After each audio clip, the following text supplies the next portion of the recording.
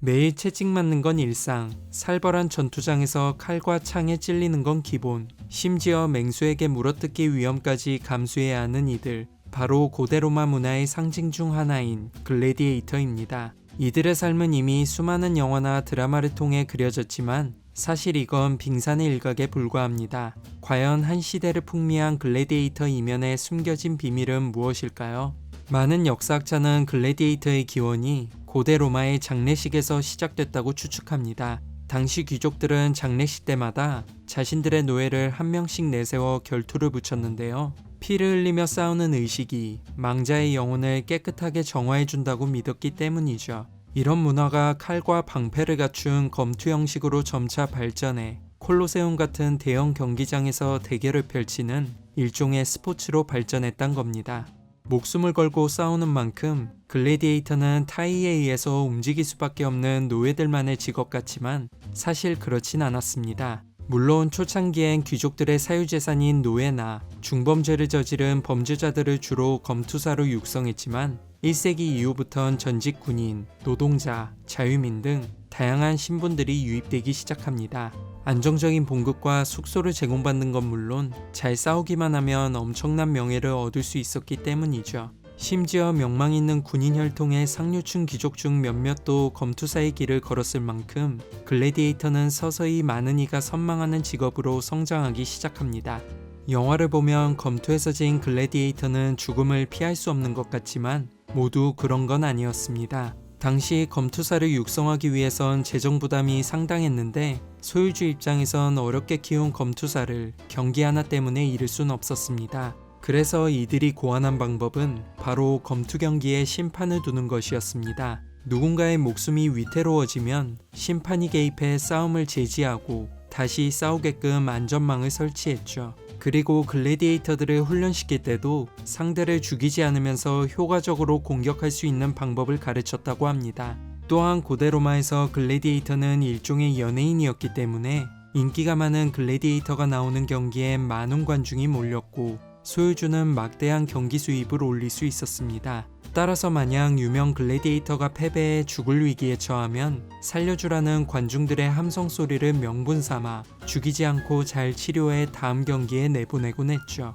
이렇게만 봐도 검투라는 종목이 당시 고대 로마에서 얼마나 인기 있는 엔터테인먼트였는지 짐작할 수 있습니다.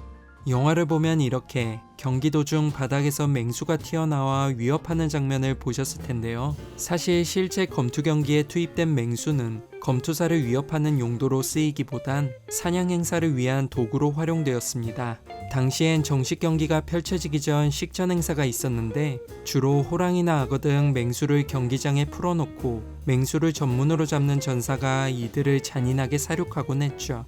일례로 콜로세움 완공을 기념하는 100일 행사에선 무려 9,000마리에 달하는 맹수가 학살당했다고 하니 이런 일이 얼마나 비일비재했는지 알 수 있습니다. 하지만 맹수가 늘 사륙만 당한 건 아닙니다. 당시 고대 로마에선 유죄 판결을 받은 범죄자나 기독교인들을 직접 처형하는 대신 경기장에 던져놓고 맹수들을 풀어 잔인하게 죽이곤 했는데 이 역시도 관중의 즐거움을 위한 이벤트였다고 하니 한편으론 참 씁쓸하게 느껴지는 대목이죠. 이 장면을 보면 여성처럼 보이는 전사가 활시위를 겨누는 모습이 눈에 띄는데요. 이는 실제 역사를 고증한 대목입니다. 고대 로마는 글래디에이터가 되기 위한 조건에 성별 제한을 따로 두지 않았습니다. 덕분에 1세기 이후부터 여성들도 남성처럼 똑같이 경기장에서 검투 경기를 펼치거나 맹수를 사냥하는 이벤트에도 참여하며 검투사로서의 위상을 떨쳤죠. 하지만 200년 이후 septimius severus 황제가 여성들의 검투 경기 참여를 금지시키며 여성 글래디에이터는 서서히 자취를 감추기 시작합니다.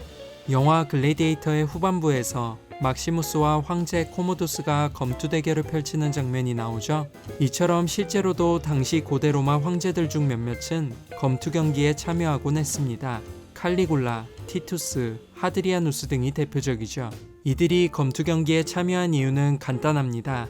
뛰어난 검술을 대중 앞에서 선보이며 인기와 지지를 얻기 위해서였죠. 물론 황제가 다쳐선 안 되기 때문에 날이 무딘 칼을 사용하는 등 철저하게 통제된 환경에서 검투 경기를 진행했습니다.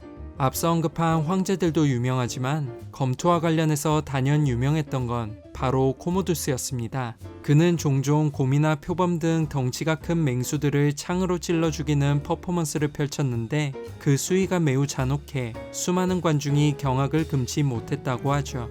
또한 그는 훈련이 덜 된 글래디에이터를 상대로만 검투 경기를 펼치기로 유명했는데 그렇게 이기고 나면 스스로에게 막대한 양의 은화를 상금으로 수여하는 등 다소 부끄러운 행태를 주저하지 않았습니다. 이렇게 보니 영화에서 그려낸 질투심 많고 찌질한 모습의 코모도스가 실제 모습을 제대로 고증해낸 캐릭터처럼 다가오는 것 같습니다. 인류의 역사는 전투의 역사라 할 만큼 글래디에이터는 시대가 낳은 필연적이면서도 슬픈 문화의 산물처럼 다가옵니다. 이번에 개봉하는 글래디에이터 2 역시 암울한 시대에서 검투사의 길을 걸을 수밖에 없었던 주인공 루시우스의 비극적인 운명을 그려낼 예정이죠. 오늘 접한 글래디에이터의 숨겨진 비밀을 알고 영화를 본다면 좀 더 신선하고 재밌게 즐길 수 있지 않을까 싶습니다. 지금까지 1인칭 시점이었습니다.